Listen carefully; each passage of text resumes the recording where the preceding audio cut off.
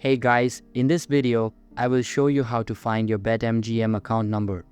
Alright, so let's begin with the video. First of all, open your web browser. Then on the search bar, type in Betmgm. Once you press enter, you'll get these kind of results. From this, click on the first link.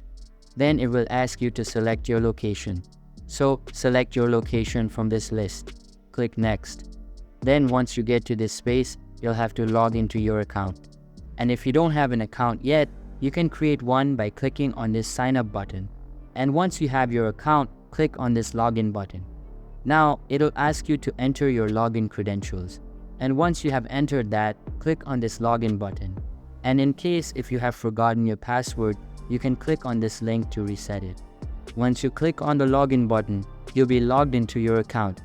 Now to find out your account number, first of all, you'll have to withdraw some amount from your account. To withdraw, click on your profile at the top right corner and then click on this withdraw button.